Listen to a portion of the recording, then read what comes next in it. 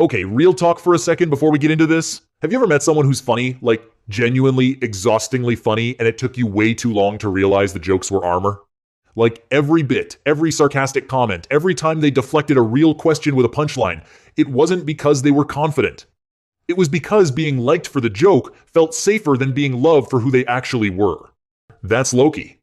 That's the whole character right there. And I think that's why out of literally hundreds of characters in the Marvel Universe, this one green and gold disaster of a god hit people so hard. Because underneath the horns and the chaos and the "I am Loki" of Asgard, and "I am burdened with glorious purpose," there's just a kid who never felt like he belonged in his own house. Let's talk about it. So here's the thing people forget, or kind of gloss over, because it's revealed almost as a throwaway line in the first Thor movie. Loki isn't Odin's son, he's not even Asgardian. He's a frost giant, a Jotun, the literal enemy of everything Asgard stands for. Odin took him as a baby, found him abandoned, honestly left to die, and brought him home, not really as a son, but as what Odin himself admits later, a political chess piece. A bridge to unite two kingdoms someday, if the situation presented itself. Sit with that for a second. Loki spent his entire childhood believing he was equal to Thor. Same house, same lessons, same father's love, or so he thought, and it turns out the whole time he was raised as a contingency plan. A backup plan for a war that hadn't happened yet. And when he finds this out, and he finds it out in the worst way possible in the middle of a crisis, not from Odin sitting him down like a father should, but by accident, by his own hand turning blue when he touches a frost giant, his entire identity just shatters in one moment. Now let's talk about Thor, because you cannot talk about Loki without talking about Thor. Their entire relationship is basically the engine of this whole character. On the surface, Thor and Loki love each other, and I actually think that's true. I don't think it's fake, but love isn't the problem here. The problem is what happens when love comes with comparison built into it. Thor is the golden child. Literally golden, the hair, the hammer, the destiny. He's built, he's loud, he's beloved by the people, he's the heir to the throne by default, not because he earned it through being wiser or kinder, just because he was born first and he's good with a hammer. And Loki, brilliant, calculating, magically gifted in ways Thor could never touch, gets treated like the sideshow. The clever one. The he'll be useful for something one. So what does he do with that? He gets clever in a different way. He learns that if he can't win by being the strongest, he can win by being the smartest, by controlling the narrative, by manipulating the room, by always having a trick nobody saw coming. That's not villainy at its root, that's compensation. That's a kid who realized early that the direct route to approval was closed, so he built himself an entire personality out of the side door. So then comes Thor 1. Loki finds out the truth about his heritage right as he's about to be passed over for the throne, and he doesn't become a monster out of nowhere. Watch it again with this lens. Every terrible thing he does in that movie is a variation of the same desperate question. Can I earn it? Can I finally be enough for Odin, for Asgard, for myself? He tries to destroy Jotunheim, not really out of hatred, but almost like, see, father? I'll prove I'm on your side by destroying my own people. I'll be more Asgardian than Thor ever was.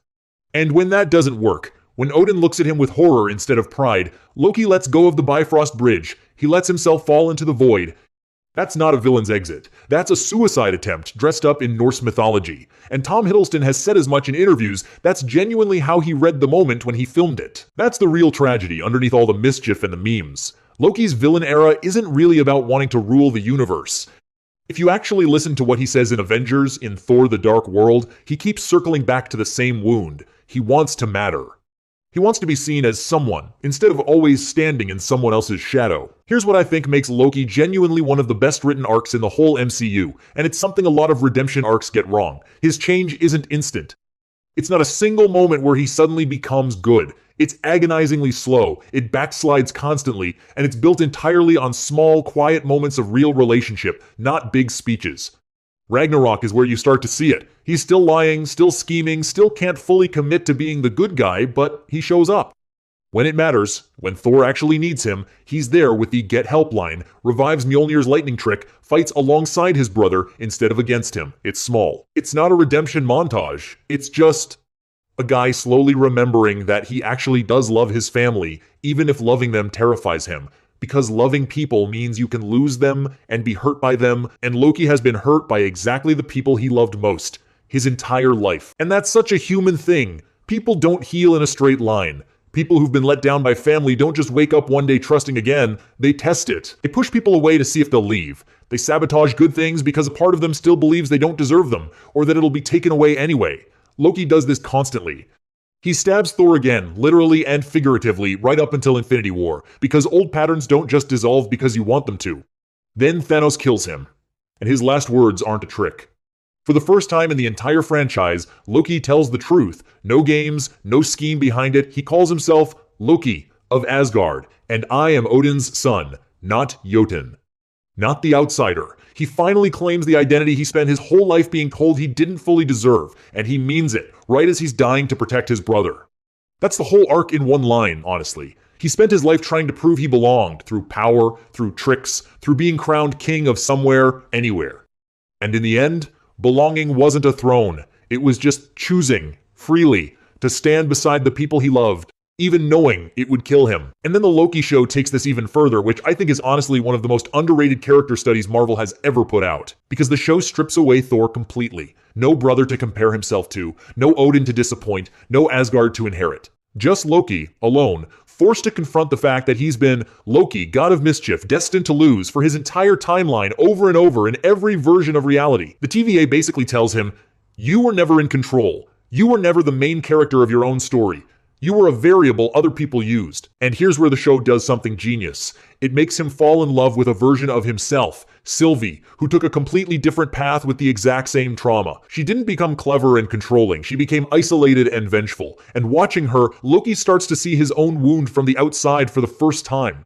He starts asking, for the first time in over 1,000 years, not how do I win, not how do I rule, but who am I actually underneath all the roles I've been assigned? By the end of the show, Loki isn't chasing a throne anymore. He's not trying to out-Thor Thor or out-Odin Odin. He willingly holds an entire collapsing multiverse together, alone, forever, so that everyone he loves gets to keep existing without them even knowing he did it. No credit, no glory. No one calling him a hero. That's the full transformation. From a kid who needed everyone to see him as important to a god who saves everyone and needs absolutely nobody to know it was him. If that's not one of the most human arcs ever put into a superhero costume, I don't know what is. Loki's not a villain who became a hero. That's the wrong frame. He's a kid who was never given a stable sense of self, who spent 1,000 years auditioning for a love that should have just been unconditional in the first place, and who, somewhere along the way, in the middle of all that chaos, learned how to give other people the very thing he never fully got. If you've got a Loki in your life, the funny one, the difficult one, the one who always seems like they're performing, maybe go a little easy on them.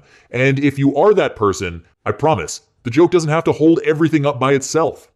Alright, that's the video. Let me know down in the comments, where do you think Loki's arc ranks against the rest of the MCU, and who do you want me to break down next?